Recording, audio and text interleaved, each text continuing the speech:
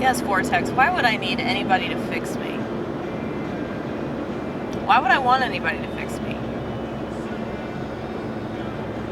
You know, it occurred to me when I was taking antidepressants that maybe I was just supposed to be depressed. Maybe there was something to it. And so I thought, well, what if I just smoked a bunch of pot? Then I could find the reason why I'm depressed. And, you know, what's really cool is that I was right about that. But I think that people that are open to drug use are typically afflicted. Like there's some sort of affliction that they experience. And I used to think that I was such a chaotic person. And I mean, what am I talking about? I still do think that. But it's like, because I understand the chaos, I can control it a lot better. But that doesn't mean that it doesn't still drive me crazy sometimes, you know?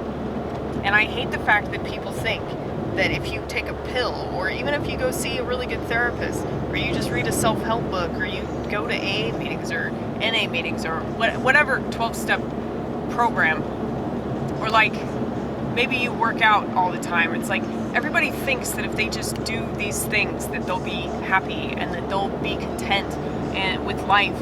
And it's just like, no, it's still going to be just as futile.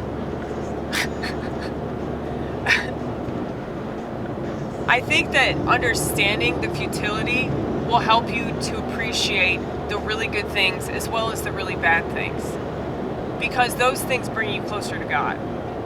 And I think that that's the whole purpose of our existence on planet Earth, to get closer to Him.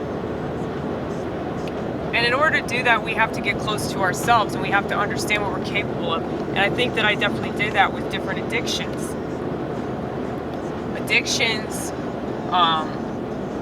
Ideas of myself, you know, identity. You guys would call that identity. I would just call that a silly idea, okay? Like, it's like we put weight on certain aspects of ourselves. And unfortunately, and this is why I call it possession, it's a slight form of possession, okay? So it's not like Linda Blair Exorcist. It's not like that, but it's very corrosive, and you see it with so many people that identify in the what I call freight train of sexual deviancy. The lich bit, those people. I don't really care if people are that way, but when they go on and on about it, like that's the only aspect of their identity, I think that's what I'm talking about. And I think that's true of race. I think that's true of like being in the military. I think that's true of if you do anything and it kind of takes over a part of your life, it just seems like that could be unhealthy at some point. I mean, that's one of the reasons I got out of AA, because I just wanted to kill myself. And, yeah. Boring. Right? So boring, dude. So boring. Now, the thing is, though, if you go to bars, that's pretty boring, too. It is. Weed bars are even more boring. Okay? So, I've had pretty interesting conversations with people I met at church. The other night, I went to church, hung out with the bishop, talked to people. You know, I was one of the last people to leave. I was really proud of myself for that. Well, it was God. It was totally God. It wasn't me. But, yeah, I ended up having really good conversations with a bunch of people at church, and we had a really good meal. Totally vegan. It was all vegan. And, those women know how to cook. So, I know that I should, like, get pointers from them. I should go to their house and they should teach me their womanly ways, and maybe I'll be a real girl. See, I don't have these desires. I don't have these desires to, like, want to learn more about aspects that Western civilization has deemed feminine for the past 100 years. Because I think both men and women cook. That's not just a woman thing. So, that is really nice though when you can find a woman to cook for you.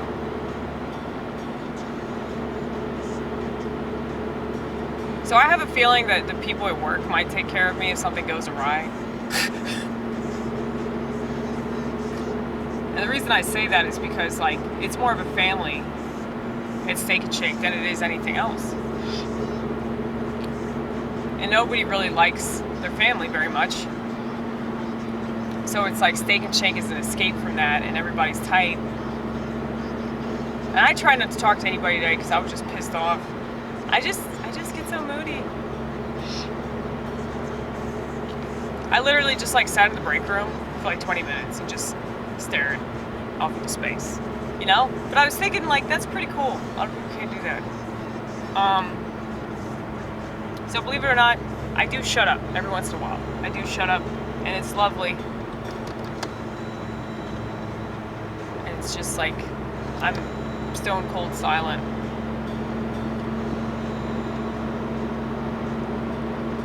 But, anyway. What was I talking about?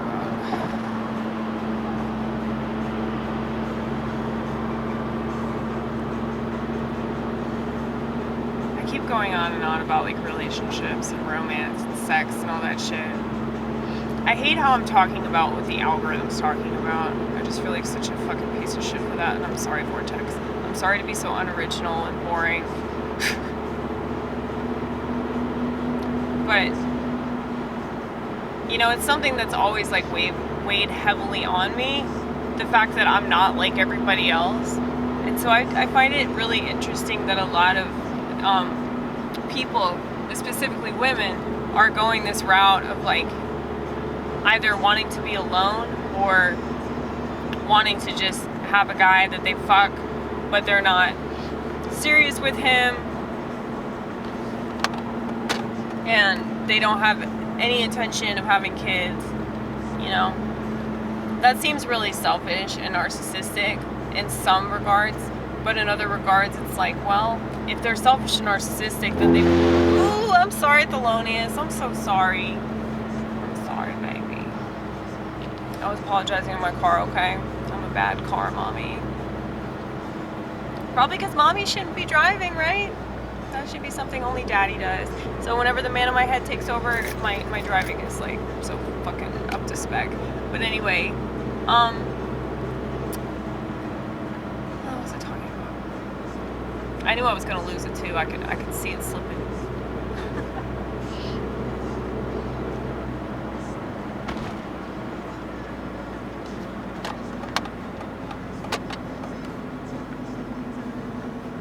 Well, gender.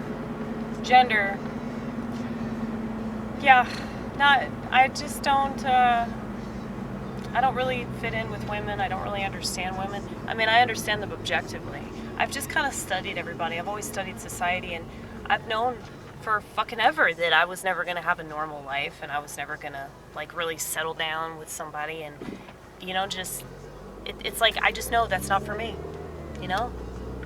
Like, and every time that I've seen, like, families and married couples and just any couples, really, and it's like, I just see them, and it's like there's this voice in my head that's like, that's not for you, you know, like, don't ever strive for that. And it's like, sometimes it does pain me, because it's like, I know that I'm supposed to want that as a human being on planet Earth, but I don't know if I'm just wired differently, or if I'm just, like, so depressed that I've made myself think that I'm ecstatic. Delusion.